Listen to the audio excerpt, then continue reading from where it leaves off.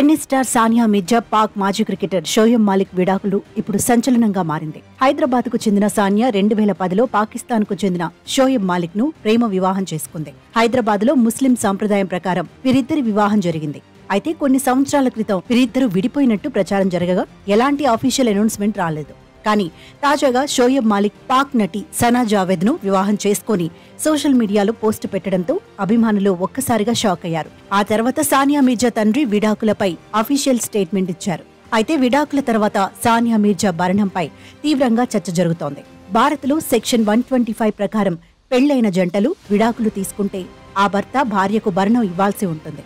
అయితే ఇక్కడ సానియాకు భరణం ఇచ్చారా లేదా అనేది ఇప్పుడు చర్చనీయాంశంగా మారింది. ముస్లిం మతాచారం ప్రకారం వీరిద్దరి వివాహం జరిగింది. అయితే మెయింటెనెన్స్ నిమిత్తం ఉన్న చట్ట ప్రకటనలు, మతాచారాలు వేరువేరుగా ఉన్నాయి. ముస్లిం సంప్రదాయం ప్రకారం వివాహం జరిగే సమయంలో భర్త భార్యకు కొంత మొత్తాన్ని చెల్లిస్తారు. మెహర్గా పిలువబడే ఈ సంప్రదాయం ప్రకారం భవిష్యత్తులో వారిద్దరి మధ్య విడాకులు జరిగితే ఆమెకు ఆర్థిక భద్రత ఉండాలనే ఉద్దేశంతో కొంత మొత్తాన్ని చెల్లిస్తారు. అయితే 1985 వరకు మెహర్ చెల్లిస్తుండటంతో మెయింటెనెన్స్ ఇచ్చేవారు కాదు. కానీ Shah Bano versus union of India కేసులో సుప్రీంకోర్టు సరికొత్త తీర్పును వెలువరించింది.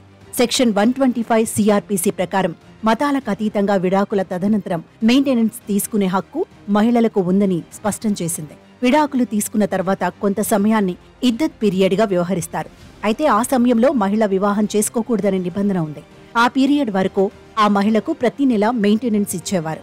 ఇక 2002లో డానియల్ లతీఫ్ కేసు ప్రకారం ఇద్దత్ పీరియడ్ అనంతరం కూడా ఆ మహిళ మరో వివాహం చేసుకునే వరకు మెయింటెనెన్స్ ఇవ్వాలంటూ కోర్టు స్పష్టం చేసింది.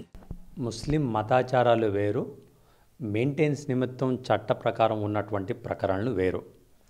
ముందుగా మతాచారం ప్రకారం ముస్లిం వివాహాల్లో వివాహం జరిగేటప్పుడే భర్త భార్యకి కొంత మొత్తం చెల్లిస్తారు. దీన్నే మెహర్ అంటారు.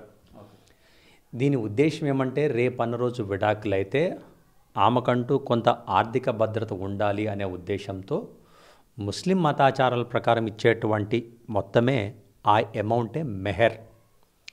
సో 1985 వరకు కూడా మెహర్ ఎటు ముందుగానే ఇస్తున్నారు కాబట్టి విడాకుల తదనంతరం భరణం లేదా మెయింటెనెన్స్ అనే కాన్సెప్ట్ ఉండేది కాదు.